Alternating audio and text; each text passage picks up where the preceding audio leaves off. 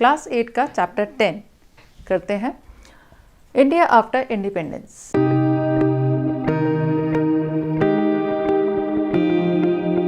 A nu divided nation, जैसा हमने इससे पिछले चैप्टर में पढ़ा कि इंडिपेंडेंस तो मिला लेकिन उसके साथ साथ पार्टीशन हो गया, इंडिया डिवाइड हो गया दो पार्ट्स में, इंडिया एंड पाकिस्तान में।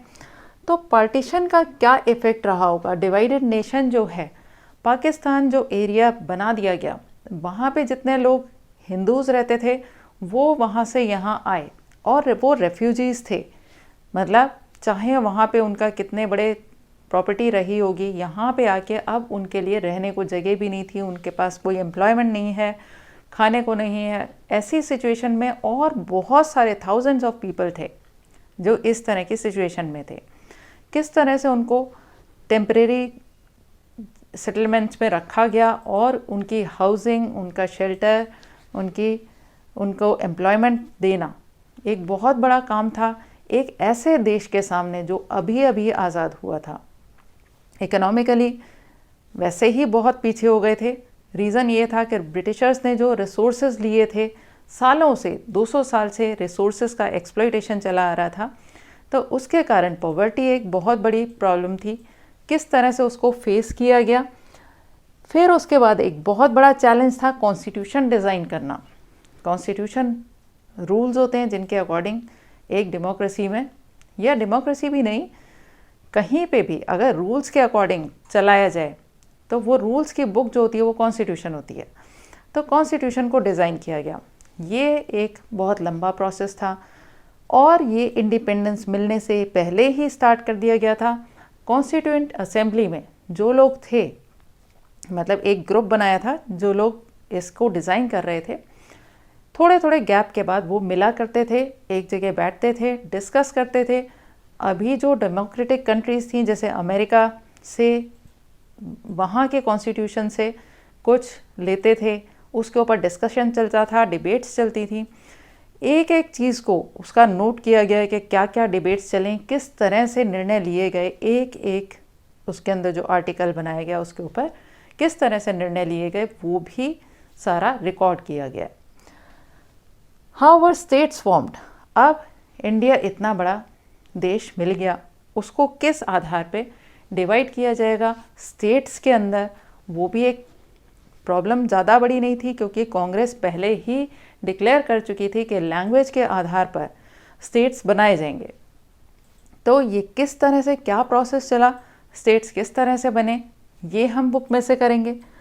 प्लानिंग एंड डेवलपमेंट जो एक बड़ा चैलेंज था कि किस तरह से इंडिया को पॉवर्टी से बाहर निकाला जाए, किस तरह से यहाँ पे डेवलपमेंट शुरू किया जाए। इंडस्ट्रीज़ हालांकि काफ़ी पहले शुरू हो चुकी थी प्राइवेट लोगों की, लेकिन अब उसको गवर्नमेंट किस तरह से ऐसा डिज़ाइन दे कि जिसके अंदर दोनों मिलके काम करें, private sector as well as जो गवर्नमेंट का सेक्टर होता है, दैट इज़ पब्लिक सेक्टर।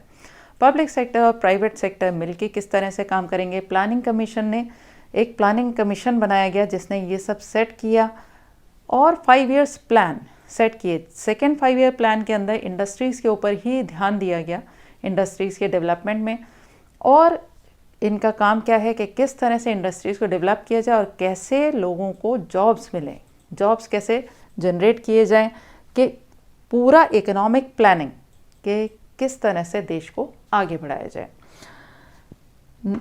उसके बाद हम देखेंगे कि 60 इयर्स के बाद इंडिया का क्या रूप था, जो हम इतनी मेहनत करते हुए यहाँ से आ रहे थे, तो उसका रिजल्ट क्या निकला था।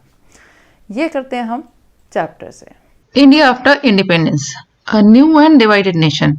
When India became independent in August 1947, it faced a series of very great challenges. बहुत सारे चैलेंजेस थे 47 में जब इंडिया आज़ाद हुआ था। As a result of partition 8 million refugees had come into the country from what was now Pakistan. Pakistan बना दिया गया, तो वहाँ पे जो लोग वहाँ से हिंदू थे उन्हें पता चल गया ये मुस्लिम एरिया बन गया है, पाकिस्तान बन गया है, तो उनको अपने घर छोड़ के भागना पड़ा। सोचो कितनी प्रॉपर्टी होगी उनके पास, चाहे कितना खेत हो, घर हो, सब छोड़ छाड़ के भागना पड़ा। रास्ते में वो क्योंकि अपने साथ कैरी कर रहे थे कैश गोल्ड, सबको पता था, तो उन्होंने रास्ते में भी ये सब देखा कि उनसे लूट लिया गया सामान और बहुत सारे लोगों को रास्ते में ही मार दिया गया था। जो पहुंचे वो यहाँ पहुंचे रिफ्यूजीज बन के। These people had to be found homes and jobs, home और जॉब दोनों चाहिए थे।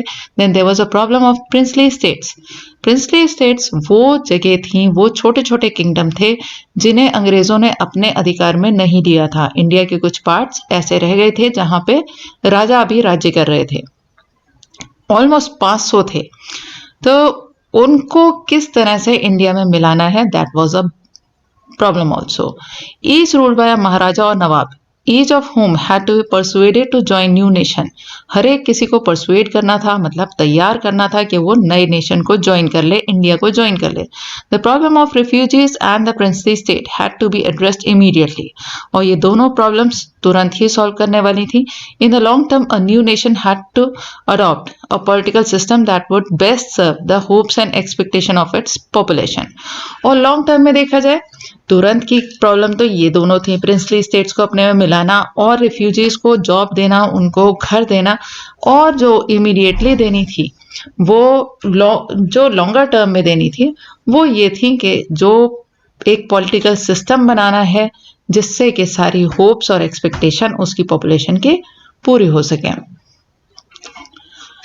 India's population in 1947 was large, almost 345 million. अच्छी खासी पॉपुलेशन थी। It was also divided, population divided भी थी रिलीजन, रीजन, लैंग्वेज, इन सब के आधार पर।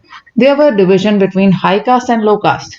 हाई कास्ट लो कास्ट का डिफरेंस तो था ही between majority Hindu community and Indian who practised other faiths, और दूसरे फेथ भी फॉलो करने वाले थे। और हिंदू फेथ में ऐसे कास्ट सिस्टम का डिवीजन था। Different languages.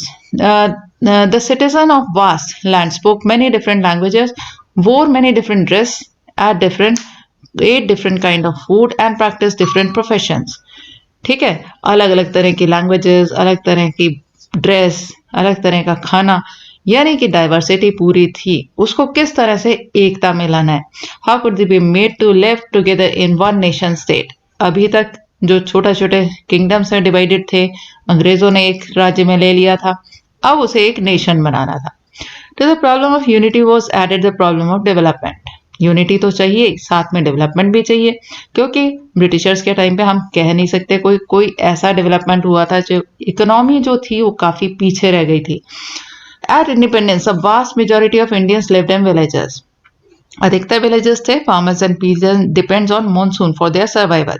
इरिगेशन का कोई सिस्टम नहीं था, मॉनसून का वेट किया करते थे। मॉनसून की बारिश से ही उनके खेतों में पानी मिलता था। So did the non farm sector और द रूरल इकोनॉमी। रूरल गांव की इकोनॉमी में नॉन फार्म सेक्टर भी ऐसा ही था। For if the crops field, उन्हीं पे डिपेंडेंट था, मतलब बाकी के जो सेक्टर थे फार्म सेक्टर से अलग, वो भी एक तरह से खेती पे डिपेंडेंट थे, जिसमें इरिगेशन प्रॉपर नहीं था। For if the crop failed, अगर क्रॉप फेल हो जाती थी तो बार बार carpenter, weaver and other service group would not get paid for their service either. तो क्योंकि खेती से ही मेन इनकम हो रही है गांव की, अगर वहां पर इनकम नहीं आई तो बाकी सबको भी सफर करना पड़ता था। In the cities factory workers lived in crowded slums with little access to education और हेल्थ केयर। और सिटीज में क्या हाल था, फैक्ट्री वर्कर्स स्लम्स में रहते थे। स्लम्स मतलब छोटी छोटी झुग्गियां सी बना दी जाती हैं वो, और एजुकेशन और हेल्थ केयर में उनका कोई पहुंच नहीं थी। Clearly the new nation had to lift its masses out of poverty by increasing the productivity of agriculture. यानी कि अगर अपने नेशन के मासेस को पॉवर्टी से बाहर निकालना है, गरीबी से बाहर निकालना है, तो प्रोडक्टिविटी बढ़ानी पड़ेगी एग्रीकल्चर में, and bye promoting new job creating industries. और जॉब क्रिएटिंग इंडस्ट्रीज बढ़ानी पड़ेंगी, क्योंकि इंडस्ट्रीज जो सेटअप करते हैं उससे जॉब्स भी मिलते हैं लोगों को। Unity and development had to go hand in hand. Unity भी लानी है और साथ के साथ विकास भी करना है। If the division between different section of India were not healed, और ये डिफरेंसेस जो सेक्शंस में हैं, धर्म के आधार पर, जाति के आधार पर, और ड्रेसेस, लैंग्वेजेस, सबके आधार पर उसको सबको एक करना जरूरी था। दे कुड रिजल्ट इन, अगर नहीं करें तो they could result in violent and conflict costly conflicts, और वायलेंट हो सकते हैं उनके कॉन्फ्लिक्ट्स, और कॉस्टली भी, क्योंकि जब भी ये वायलेंस होती है, आपस में क्लैशेस होते हैं, तो क्या होता है, प्रॉपर्टी और जान दोनों का नुकसान होता है। High caste fighting the low caste, Hindus with Muslim and so on, इस तरह से काफी लड़ाइयां थी। At the same time, if the fruits of economic development did not reach the broad masses of the population, it would create fresh division. और अगर economic development जो होता है वो उन लोगों तक नहीं पहुंचता है जो मासेस में, गांव में है, पीछे रह गए हैं, पॉवर्टी में है, तो उन तक अगर नहीं पहुंचे इकोनॉमिक डेवलपमेंट, तो क्या होगा, एक और नया फ्रेश डिवीजन हो जाएगा रिच और पुअर के बीच में, between cities and countryside, between the regions of India that were prosperous and the region that lag behind. नए डिवीजन कैसे क्रिएट हो जाएंगे कि रिच और पुअर का बीच का डिफरेंस बढ़ जाएगा, सिटीज और कंट्री साइड के बीच में डिफरेंस आ जाएगा कि वो डेवलप्ड हैं, विलेजेस डेवलप्ड नहीं है। और कुछ रीजन इंडिया के ऐसे हो सकते हैं जहां पे एक जगह डेवलपमेंट हो जाए, एक जगह लैग बिहाइंड रह जाए, पीछे रह जाए। अब एक और प्रॉब्लम, पॉलिटिकल सिस्टम अगर चलाना है तो कॉन्स्टिट्यूशन जरूरी है। A constitution is written between December 1946 and November 1949। Some 300 Indians had series of meeting on country's political future. कुछ 300 लोग, 300 के करीब करीब लोग थे जो मीटिंग्स किया करते थे कंट्री के पॉलिटिकल फ्यूचर पे कि किस तरह से पॉलिटिकल सिस्टम चलेगा। Meeting of this constituent assembly were held in new Delhi. ये कॉन्स्टिट्यूएंट असेंबली की मीटिंग न्यू दिल्ली में होती थी, but the participant came from all over India. पूरे इंडिया से आते थे, ताकि हर रीजन के प्रॉब्लम्स या उनके सॉल्यूशन सोचने वाले लोग हर तरह के एरिया से हों, and from different political parties, अलग अलग पॉलिटिकल पार्टीज का भी इन्वॉल्वमेंट था इसके अंदर। These discussion resulted in framing the Indian constitution which was adopted on 26 जनवरी 1950। ये 300 लोग जो न्यू दिल्ली में मिला करते थे, मीटिंग्स किया करते थे, उन्होंने डिजाइन किया, फ्रेम किया इंडियन कॉन्स्टिट्यूशन, जिसको लागू किया गया 26 जनवरी 1950 को।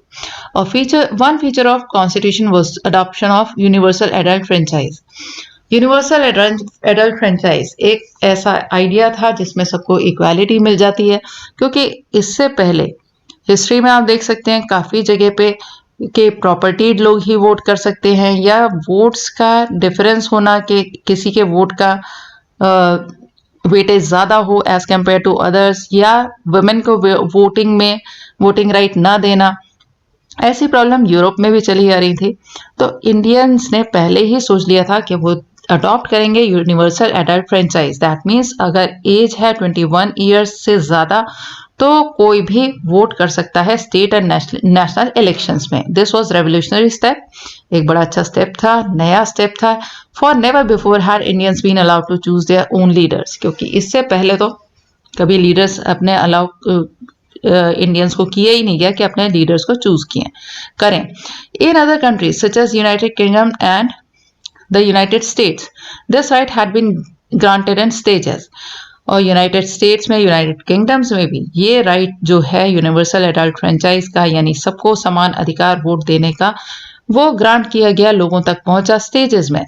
पहले सिर्फ प्रॉपर्टी जिनके पास होती थी वही वोट कर सकते थे। Then men who were educated were also added on, फिर एजुकेशन के आधार पर ऐड किया गया। Working class men got the vote only after a long struggle, और वर्किंग क्लास को बहुत लंबी स्ट्रगल के बाद ही ये वोटिंग राइट मिला था। Finally after a bitter struggle of their own, American and British women were granted to vote. और फिर उसके बाद स्ट्रगल करने के बाद अमेरिकन और ब्रिटिश वुमेन को वोट करने का राइट मिला था। On the other hand, soon after independence India chose to grant this right to all of its citizen regardless of gender, class और एजुकेशन। इंडिया ने शुरू से ही, इंडिपेंडेंस मिलते ही, ये राइट वोटिंग का सबको दे दिया था, चाहे वो किसी भी क्लास के हों, जेंडर के हों, एजुकेशन उनकी क्या हो। A second feature of Constitution was that it granted equality before the law to all citizens, के कानून की नज़र में सब बराबर हैं, रिगार्डलेस ऑफ देयर कास्ट और रिलीजियस एफिलिएशन, किसी भी कास्ट के हैं, किसी भी रिलीजन के हैं। There were some Indians who wish that political system of new nation be based on Hindu ideals. कुछ लोग ये चाहते थे कि हिंदू जो आदर्श हैं उनके आधार पर ये देश का पॉलिटिकल सिस्टम चलना चाहिए, and that India itself be run as Hindu state, और उसको एक हिंदू राष्ट्र घोषित किया जाए। They pointed to the example of Pakistan. Reason ये था कि पाकिस्तान जब मुस्लिम से अपना एक अलग कंट्री मांग ली है और वो अलग कंट्री बना के रह रहे हैं, तो ये एक हिंदू स्टेट होना चाहिए, ये उनका रीजन था। A country created explicitly to protect the future further the interest of particular religious community, the Muslims. और ये पाकिस्तान क्योंकि बना था पर्टिकुलरली मुस्लिम्स के इंटरेस्ट के लिए, तो इसीलिए कुछ लोगों का ये कहना था कि पाकिस्तान तो बन गया, अब इंडिया को भी एक हिंदू राष्ट्र होना चाहिए. However, the Indian Prime Minister Jawaharlal Nehru was of the opinion that India could not and must not become a Hindu Pakistan, कि वो एक हिंदू पाकिस्तान नहीं बनना चाहिए, यानी पाकिस्तान जो धर्म विशेष का एक पक्ष लेता है उस तरह का हमारा राष्ट्र नहीं होना चाहिए. Besides Muslim, India also had a large population of Sikh and Christians. Sikh भी थे, क्रिश्चियंस भी थे, as well as many Parsis and Jains. Parsi Jain ये भी थे. Under the new constitution they would have the same rights as Hindus and the same opportunities when it came to seeking jobs in the government और private sector, the same right before the law. तो निर्णय लिया गया कि चाहे किसी भी धर्म के हों, चाहे किसी भी मजहब के हों, उनको अपॉर्चुनिटीज सबको बराबर मिलेंगी, चाहे वो जॉब्स का क्वेश्चन हो प्राइवेट सेक्टर में या पब्लिक सेक्टर में. सेम राइट्स होने चाहिए लॉ के सामने भी सबके, किसी भी धर्म के आधार पे नहीं होने चाहिए. The third feature of constitution was that it offered special privileges for the poorest and most disadvantaged Indians.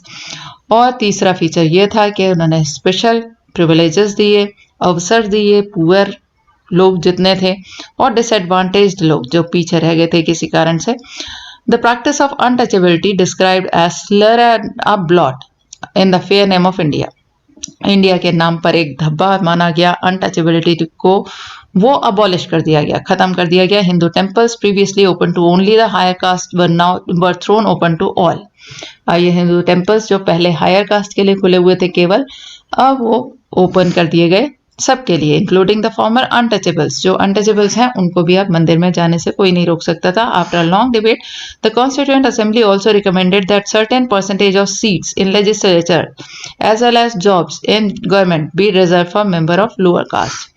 और लॉन्ग डिबेट एक चली, उसके बाद कॉन्स्टिट्यूएंट असेंबली ने ये भी रिकमेंड किया कि 1% कुछ सीट्स की लेजिस्लेचर में भी और गवर्नमेंट जॉब में भी रिजर्व्ड होनी चाहिए लोअर कास्ट के लिए. It had been argued that some that untouchable, or as they were known, Harijans candidate did not have good enough grades to get into prestigious Indian administrative service. But as one member of Constituent Assembly, H.J. Khandelkar, argued it was upper caste who were responsible for Harijan being unfit today. ये आया question कि अगर हम इनके लिए job reserve कर देते हैं तो अनटचेबल में से कोई निकाला जाए, जैसे हरिजन कहा जाता था उनको, कैंडिडेट्स के अच्छे ग्रेड्स ही नहीं थे कि उनको प्रेस्टिजियस इंडियन एडमिनिस्ट्रेटिव सर्विस में एंटर करने दिया जाए. लेकिन एक असेंबली के मेंबर थे H.J. खंडेलकर, उनका कहना यह था कि अपर कास्ट ही रिस्पॉन्सिबल है हरिजन्स की इस स्थिति के लिए कि आज वो इतने अनफिट हैं कि अच्छे ग्रेड्स लेके वो पास नहीं हो पा रहे हैं. तो उन्होंने खंडेलकर ने क्या कहा, उनके शब्द ये थे, we were suppressed for thousands of years, you engaged us in your service to serve your own ends and suppressed us to such an extent that neither of our minds nor our bodies nor even our hearts work nor we are able to march forward. कि हम thousand of years से upper caste की service में लगे हुए हैं, suppress करने का कारण तुम ही हो, ठीक है ना. हमारे ना हार्ट काम करते ना बॉडीज काम करती, वो सिर्फ इस वजह से कि हमें बहुत दबाया गया.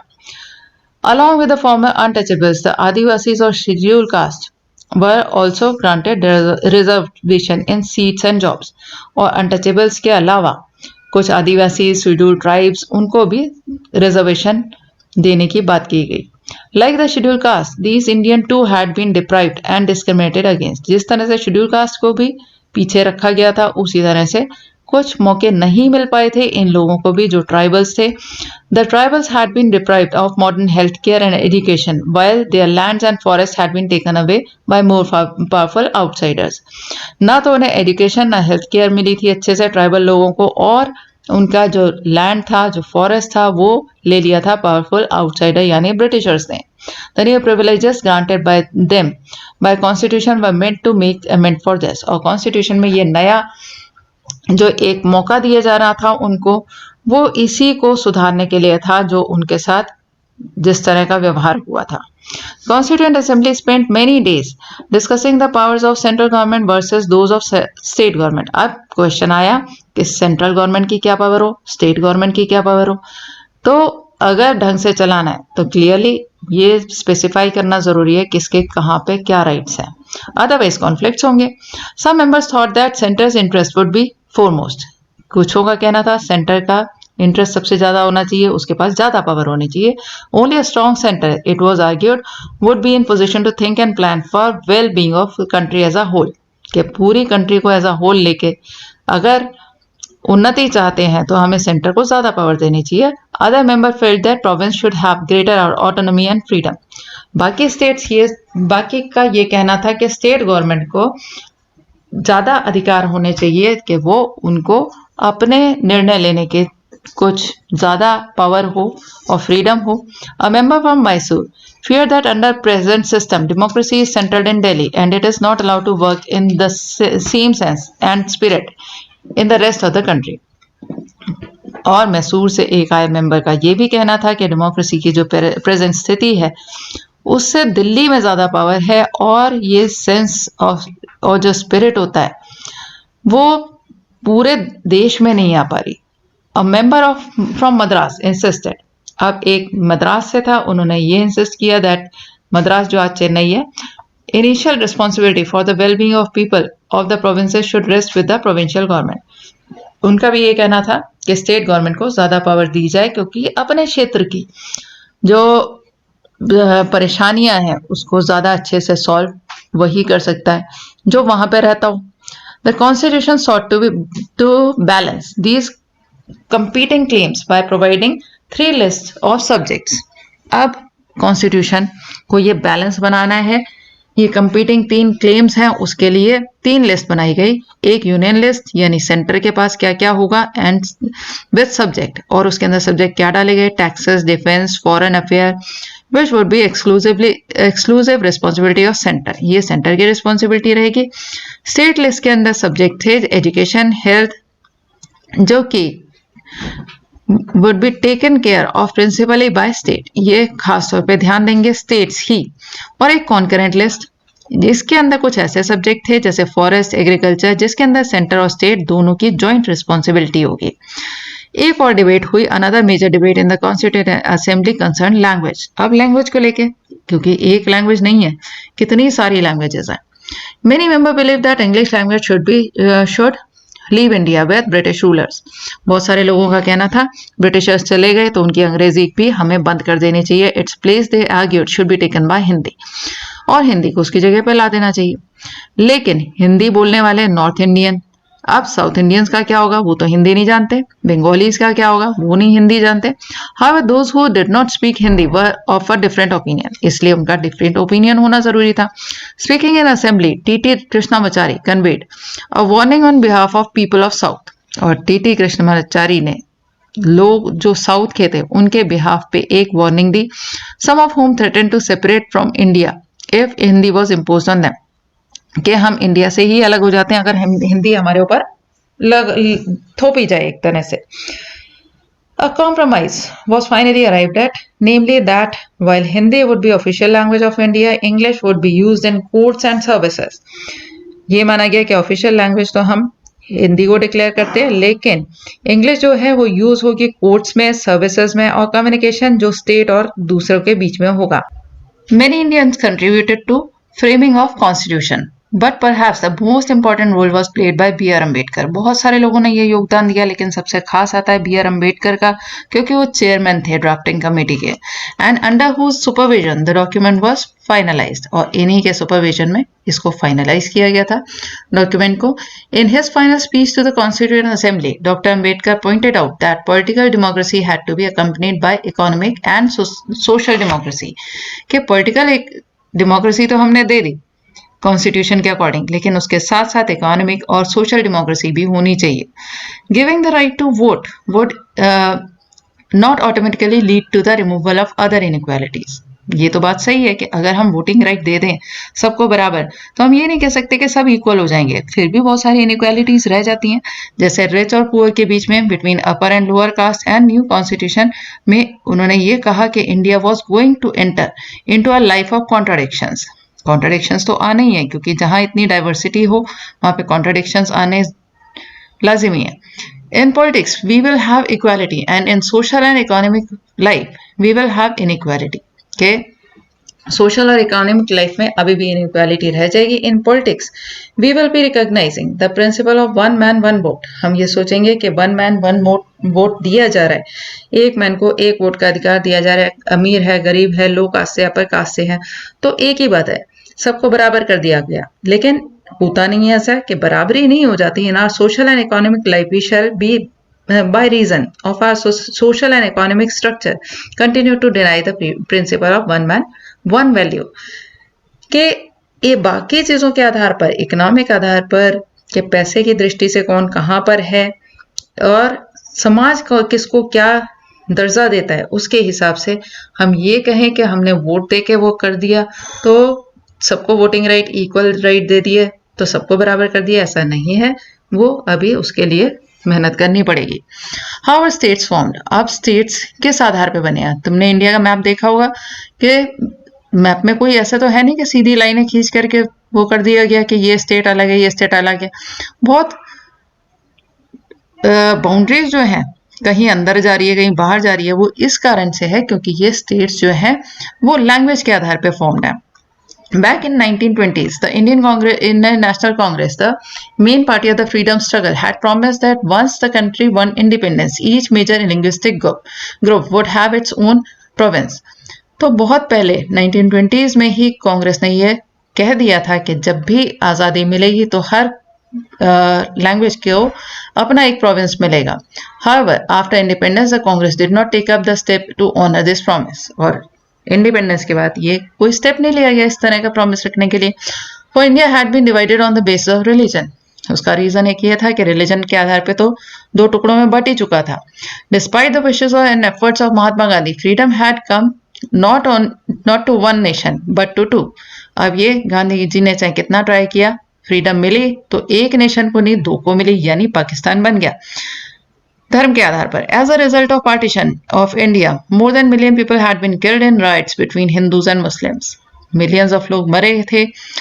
Could the country afford further division on the basis of language? अब आगे ये सोचा जाने लगा अगर हम लैंग्वेज के आधार पर स्टेट्स डिवाइड कर देंगे तो हो सकता है लैंग्वेज के आधार पर अब लड़ाइयां होने लगे। Both prime minister Nehru and deputy prime minister Vallabh bhai Patel were against the creation of linguistic states. इसलिए उन्होंने लैंग्वेज के आधार पर बांटना इसको सही नहीं समझा। After the partition, Nehru said disruptionist tendencies had to come to fore to check them. That nation had to be strong and united. अब हमें कुछ टेंडेंसीज ऐसी लेनी पड़ेंगी कि ये देखा जाए कि नेशन को स्ट्रॉन्ग और यूनाइटेड रखा जाए। और एज पटेल पोटेड, पटेल के शब्द में ये था, the first and the last need of India at present moment is that it should be made a nation, कि इंडिया को एक नेशन बनाया जाए। Everything which help the growth of nationalism has to go forward. हर चीज जो हमें राष्ट्रीयता की भावना दे उसको हमें आगे लाना है। And everything which throws obstacle in its way has to be rejected. और जो भी चीजें उसके रास्ते में एक तरह से रुकावट हो उनको हटाना है हमें। We have applied the test to linguistic provinces also, कि लिंग्विस्टिक प्रोविंसेस बनाने का भी हमने देखा है कि अगर ऐसा किया जाएगा, and by this test in our opinion they can not be supported, और सपोर्ट नहीं किया जा सकता कि हम लैंग्वेज के आधार पर बांट दें, क्योंकि इस समय क्वेश्चन था यूनाइटेड करने का, बांटने का नहीं। तो अगर लैंग्वेज के आधार पर बांट देंगे तो सब लैंग्वेज के आधार पर ही अपने आप को अलग अलग समझने लगेंगे, ऐसा सोचा जाने लगा। और ये लैंग्वेज के आधार पर जो बांटने का निर्णय लिया गया था कांग्रेस द्वारा 1920 में, उस पर विचार अब दूसरे दृष्टिकोण से किया जाने लगा था। लेकिन फिर हुआ क्या, that the Congress leader would now go back on their promise created great disappointment. अब ये जो प्रॉमिस किया था इंडिपेंडेंस के बाद, उस प्रॉमिस को नहीं मान रहे हैं, तो उससे डिसअपॉइंटमेंट हुई. The Kannada speaker, Malayalam speaker, Marathi speaker had all looked forward to having their own state, क्योंकि वो तो इंतजार कर रहे थे मराठी, मलयालम, कन्नड़ बोलने वाले के जैसे ही आज़ादी मिलेगी हमारा अपना स्टेट बनेगा. The strongest protest however came to be Telugu speaking district of what was Madras presidency. Telugu speaking district में मद्रास प्रेसिडेंसी में ये सबसे ज़्यादा इस लोगों ने विरोध किया. When Nehru went to campaign there during the general election in 1952. 1952 में जनरल इलेक्शन के लिए जब जवाहरलाल नेहरू वहां पे गए तो उनको ब्लैक फ्लैग्स दिखाए गए, स्लोगन उठाए गए, we want Andhra. In October of that year, a veteran Gandhian named Potti Sriramulu, एक ये पोटी सिरामलू थे जो पहले तो गांधी में मतलब गांधीयन वेटरन थे, मतलब गांधी को मानते आ रहे थे. वो हंगर स्ट्राइक पे चले गए इस डिमांड पर कि आंध्र स्टेट को वो डिवाइड किया जाए, लैंग्वेज के आधार पर एक अलग स्टेट बना दिया जाए. इंटरेस्ट ऑफ तेलुगु स्पीकर, जो तेलुगु बोलने वाले लोग हैं उनके लिए आंध्र प्रदेश बना दिया जाए. ठीक है, आंध्र प्रदेश नाम नहीं था, आंध्र स्टेट एक दे दिया जाए. As the fast went on, fast आगे चलता गया, इट अट्रैक्टेड मच सपोर्ट और मिलती गई, लोग साथ में जुड़ते गए, हड़ताल और बंद हुए बहुत सारे टाउन्स में. On 15 December 1952, 58 days into his fast, 58 days जब इनके फास्ट को हो गए तो पोटी सिरामलू डाइड. अब इनके मरने से और ज्यादा मूवमेंट ये बढ़ गया. As a newspaper put it, The news of passing away Siramalu engulfed entire Andhra in chaos. पूरे आंध्रा में chaos हो गया, हड़कंप मच गया. The protests were so widespread and intense, इतना ज़्यादा intense हो गया था protest that the central government was forced to give it into the demand को मानना पड़ा. Thus on October 1, 1953, the new state of Andhra Pradesh came into being. अब आंध्र प्रदेश बनाना पड़ा. After the creation of Andhra, other linguistic communities also demanded their own separate states. Obviously, अब बाकी लोग भी अपना स्टेट मांगेंगे. A state recognition commission was set up. अब एक कमीशन बनाया गया, कुछ लोगों को इस काम में लगाया गया कि किस तरह से स्टेट को डिवाइड किया जाए. वे सबमिटेड इट्स रिपोर्ट इन 1956. 1956 में इनकी report I, recommending the redrawing of district and provincial boundaries to form compact provinces of Assamese, Bengali, Oriya, Tamil, Malayalam, Kannada and Telugu speaking respectively, कि किस तरह से इनकी बाउंड्रीज बनाई जाए, कौन कौन से क्या बोलते हैं. The large Hindi speaking region of north India was broken up into several states, और हिंदी ही बोली जाने वाली भी डिवाइड कर दिए गए. A little later in 1960, a bilingual state of Bombay was divided into separate state of Marathi and Gujarati speakers in 1966. Gujarat और महाराष्ट्र बन गया. The state of Punjab was also divided into Punjab and Haryana. The former of Punjabi speaking, Punjab बन गया Punjabi speaking, mostly Sikh थे, और बाकी हरियाणा जो था वो पंजाबी बोलते थे लेकिन वो वर्जन जो था वो हरियाणवी और हिंदी था. तो इस आधार पर स्टेट्स डिवाइड हो गए, ये मैप्स में देख सकते हैं. अब आया क्वेश्चन प्लानिंग एंड डेवलपमेंट का.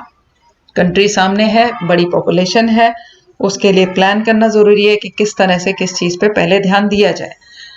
Lifting India and Indians out of poverty and building a modern technical and industrial base were among the major objectives of new nation. अब मेन लक्ष्य क्या है नए नेशन के? सबसे पहले तो पॉवर्टी से निकालना और उसके बाद मॉडर्न टेक्निकल और इंडस्ट्रियल बेस बनाना ताकि लोगों को जॉब मिले, ताकि देश उन्नति करे. In 1950 the government set up planning commission to help design and execute suitable policies, और एक प्लानिंग कमीशन बना दिया गया, यानी कुछ एक लोगों का ग्रुप जो कि प्लान करेंगे और एग्जीक्यूट करेंगे, उसको लागू भी करेंगे कि इकोनॉमिक डेवलपमेंट किस तरह से होना चाहिए. There was a broad agreement on what was called a mix economy. Mix economy पे सबने एग्री किया. मिक्स इकोनॉमी मॉडल कौन सा होता है? जिसके अंदर प्राइवेट सेक्टर और पब्लिक सेक्टर मिलके काम करते हैं. Here both the state and the private sector would play important and complementary roles. Complementary मतलब एक दूसरे को पूरा करने वाला रोल प्ले करेंगे in increasing production and generating jobs. Production भी बढ़ेगा, jobs भी नहीं जनरेट होंगी. What specifically these roles were be? अब ये roles होने क्या थे? Which industry should be initiated by the state and which by market? कहाँ कौन सी इंडस्ट्री स्टेट चलाएगा, कौन सा बाकी प्राइवेट चलाएंगे. How to achieve balance between different regions and states. Region और स्टेट के बीच में एक बैलेंस भी बना के रखना है, was to be defined by the planning commission. ये प्लानिंग कमीशन के काम थे। 1956 में second 5 year plan was formulated. एक सेकेंड 5 ईयर प्लान का फॉर्मुलेशन हुआ। This focused strongly on development of heavy industry like steel and building of large dams and on the building of large dams। ठीक है, इन्होंने ध्यान दिया किस पे, सेकेंड 5 ईयर प्लान में, कि स्टील इंडस्ट्री और डैम्स बनाने पे ध्यान दिया। This sector would be under the control of state, ये गवर्नमेंट के अंडर रहने थे। यहाँ पे स्टेट शब्द बार बार आ रहा है। स्टेट का मतलब है ये वो वाला स्टेट नहीं कि हरियाणा पंजाब ऐसे स्टेट, इसका मतलब होता है पूरी गवर्नमेंट के लिए, इस सेंस में कि इसका मतलब जो एक कंट्री में स्टेट्स हैं वो नहीं, बल्कि एक गवर्नमेंट जिस पूरे एरिया को चला रही है वो स्टेट है। ठीक है, this focus on heavy industry and effort at the regulation of economy was to guide economic policy for the next few decades. ठीक है, इसके आधार पर आगे कई डिकेड्स तक किस तरह से चलेगी, इस तरह से पॉलिसी बनाई गई। This approach had many strong supporters, बहुत सारे सपोर्टर्स थे, but also had some vocal critics। भाई कमियां भी हर कोई निकालेगा। Some felt that it had put inadequate emphasis on agriculture. Others argued that it had neglected primary education. Still others believed अब 5 year plan में क्या आना चाहिए पहले, उस पे थोड़ा सबके कॉन्फ्लिक्ट्स, कॉन्ट्राडिक्टरी आइडियाज। कोई कहता है एजुकेशन पे ध्यान देना चाहिए, कोई कहता है कि एग्रीकल्चर पे। ठीक है ना। It had not taken account of the environmental implication of economic policies, as Mahatma Gandhi follower Meera बहन wrote। मीरा बहन ने क्या लिखा कि ध्यान नहीं दिया गया ये इकोनॉमिक पॉलिसीज बनाते हुए कि एनवायरनमेंट पे क्या असर पड़ेगा। उन्होंने लिखा क्या, साइंस एंड मशीनरी ही may get huge returns for a time, कि साइंस और टेक्नोलॉजी से मशीनरी लगा के थोड़े टाइम तो रिटर्न्स अच्छे मिलेंगे, but ultimately will come to desolation, अपना ही नुकसान रहेगा। We have to got to study nature's balance, nature का बैलेंस भी हमें स्टडी करना चाहिए। And develop our life within her laws, nature के लॉज के अकॉर्डिंग, यानी नेचर के साथ साथ हमें ये ध्यान रख के करना चाहिए कि नेचर ना खराब हो रही हो।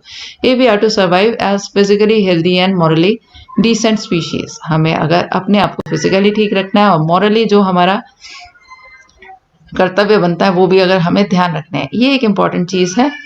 The search for an independent foreign policy, foreign policy क्या रखनी है वो ध्यान देना है। अब क्या था, वर्ल्ड वॉर जैसे होती थी, पहली हुई चाहे दूसरी हुई, उसके अंदर ज्यादा कंट्रीज के इन्वॉल्वमेंट से ही वो ज्यादा टाइम तक खिंची और ज्यादा नुकसान रहा। तो अब क्या हुआ था, एक तरह की कोल्ड वॉर सी चल गई। कुछ कंट्रीज अपने आप को यूएस के साथ अलाइन कर रहे थे, यूएसए के साथ, कुछ अलाइन कर रहे थे अपने आप को रशिया के साथ। दोनों के आइडियाज में जहां डिफरेंस था उसके अकॉर्डिंग वो अपने साथ लेते जा रहे थे लोगों को, यानी कंट्रीज को। और मिलिट्री अलायंस का मतलब ये होता है कि in case of any attack तो एक दूसरे को सपोर्ट करेंगे, ये हो गया अलायंस। लेकिन इस अलायंस के कारण अब जो नेक्स्ट वॉर अगर होता है तो वो कितना भयंकर होगा वो भी सोच सकते हैं हम, कि ज्यादा से ज्यादा जितना डेवलपमेंट होता जा रहा है उतने ज्यादा खराब बॉम्ब्स बनते जाएंगे, और दूसरी चीज के ज्यादा कंट्रीज का इन्वॉल्वमेंट हो जाएगा। तो इंडिया ने एक पॉलिसी ली कि नॉन अलाइन रहना है। नॉन अलाइन मतलब किसी भी ग्रुप के साथ हमें अपने मिलिट्री अलायंस नहीं करना है, और ऐसे बहुत सारी कंट्रीज ने मिलकर किया। और इस नॉन अलायंस का मतलब ये नहीं था कि वो नॉन अलाइनमेंट के आधार पर बिल्कुल ही ध्यान नहीं देंगे कि क्या हो रहा है, वो एक मीडिएटर का काम भी करेंगे अमेरिकन और सोवियत अलायंस के इसके बीच में। ये भी निर्णय लिया गया, यानी कि कॉन्फ्लिक्ट्स ना हो, पूरे वर्ल्ड में शांति रहे, इसके लिए मीडिएटिंग का काम, मतलब कि कहीं पे कोई प्रॉब्लम आ रही है दोनों में तो उसको ठीक करने की भी कोशिश करेंगे। ये इम्पोर्टेंट है, ये सब पढ़ना जरूरी है, कौन कौन सी इंडिया के साथ और कौन कौन सी कंट्रीज इसमें इन्वॉल्व थी। द नेशन 60 ईयर्स ऑन, अब 60 साल बाद नेशन क्या हो गया है, हम एक नजर उस पर रखते हैं। अभी तो बहुत साल हो चुके, लेकिन 60 ईयर्स के बाद क्या हुआ था इस तरह की प्लानिंग के बाद, उस पर एक नजर मार लेते हैं कि किस तरह से ये पॉलिसीज या कॉन्स्टिट्यूशन का जो डिजाइन था उसका क्या असर रहा। On 15th August 2007, India celebrated 60 years of its existence as free nation. ठीक है, फ्री हुए 60 साल हो गए थे. Now well, how well has the country done at this time. अब 60 साल एक अच्छा टाइम है देखने का कि कितना सही किया. And to what extent it has fulfilled the ideas set out in constitution. Constitution में जो आइडियाज दिए गए उसके हिसाब से कितना सही चले हैं. That India is still united and that it is still democratic. अभी भी यूनाइटेड है, डेमोक्रेटिक है. Our achievement that we might justify and be proud of. इसका हम इसका गर्व भी कर सकते हैं. Many foreign observer had felt that India could not survive as a single country. बहुत सारे फॉरेनर्स का कहना था कि इतनी डाइवर्सिटी के साथ इंडिया को यूनिफाइड रहना बहुत मुश्किल है. That it would break up into many parts with each region और linguistic group seeking to form nation of its own. कि सब जिस तरह से भारत पाकिस्तान अलग हुआ था तो अलग अलग लैंग्वेजेस वाले स्टेट भी अलग अलग अपना ऑटोनॉमी मांगेंगे, आज़ाद होना चाहेंगे, नेशन बनना चाहेंगे. कुछ लोगों का बिलीव था और कुछ लोग ये बिलीव करते थे that it would come under military rule, कि यहाँ डेमोक्रेसी खत्म हो जाएगी, मिलिट्री रूल आ जाएगा. However as many as 13 general elections have been held since independence. अब ये 60 साल बाद हम देख रहे हैं कि 13 जनरल इलेक्शंस हो चुके as well as hundreds of states and local elections. There is a free press as well as independent judiciary. Free press है, इंडिपेंडेंट जुडिशरी है. फाइनली ये है कि लोग अलग अलग लैंग्वेजेस बोलते हैं, डिफरेंट फेथ्स में बिलीव करते हैं, लेकिन नेशनल यूनिटी बनी हुई है. On the other hand deep divisions persist. और अगर हम दूसरी तरफ देखें तो डिवीजन भी है. Despite constitutional guarantees, the untouchable or as they are now referred to, the Dalits, face violence and discrimination. अभी भी किसी किसी इलाके में दलित्स या अनटचेबल्स के साथ डिस्क्रिमिनेशन किया जाता है. In many parts of rural India they are not allowed to access to water sources, temples, parks and other public places. कुछ पिछड़े हुए विलेजेस हैं जहाँ पे अभी तक ये सब चल रहा है कि वो टेम्पल्स, पार्क्स और दूसरी प्लेसेस में नहीं जा सकते. And despite secular ideas enshrined in constitution, there have been clashes between different religious group in many states. बहुत सारे states में अभी भी religion के नाम पर दंगे हो जाते हैं, लड़ाइयाँ हो जाती हैं. Above all, as many observers have noted, the gulf between the rich and the poor has grown over the years. और ये जो बीच की खाई होती है गरीब और अमीर के बीच में, वो भी बढ़ती ही जा रही है. Some parts of India and some groups of Indians have been benefited a great deal from economic development. Economic development जो हुआ है उससे कुछ लोगों को बहुत फायदा हुआ है. They live in large houses and dine in expensive restaurant, send their children to expensive private schools and take expensive foreign holidays. ये सब ले रहे हैं वो सब. At the same time many other continue to live below poverty line. और इसी time पे इकोनॉमिक डेवलपमेंट का कोई फायदा नहीं मिला जो पॉवर्टी लाइन के नीचे अभी तक रह रहे हैं लोग. हाउस एंड अर्बन स्लम्स में रह रहे हैं और living in remote villages on the lands that yield little, they can not afford to send their children to school. और ऐसे छोटे लैंड और इस तरह के लैंड्स हैं जहाँ पे अभी उनको उगाकर वो अपने बच्चों को स्कूल तक नहीं भेज सकते. तो ये है कि 60 साल बाद जो हम इकोनॉमिक इक्वालिटी लाने की बात करते हैं वो तो नहीं आई है. Constitution recognises equality before law. Constitution ने कानून के आगे सबको बराबर कर दिया. बट रियल लाइफ में Indians are more equal than others. Some Indians are more equal than others just by standards it set itself at independence. The republic of India has not been a great success. अब इस तरह से अगर देखा जाए कि Republican है, सब बराबर होना चाहिए, तो पॉलिटिकली तो सब बराबर हो गए, लेकिन अभी भी बराबरी नहीं है. और इसको हम ये नहीं कह सकते कि बहुत सक्सेसफुल रहा ये idea, but it has not been a failure either. लेकिन फेलियर भी नहीं कह सकते क्योंकि इतनी डाइवर्सिटी होने पर भी यूनाइटेड है और डेमोक्रेटिक वैल्यूज जो हैं वो अभी तक सबके चल रही हैं. So this was the chapter. I think it's now clear to you. Thank you.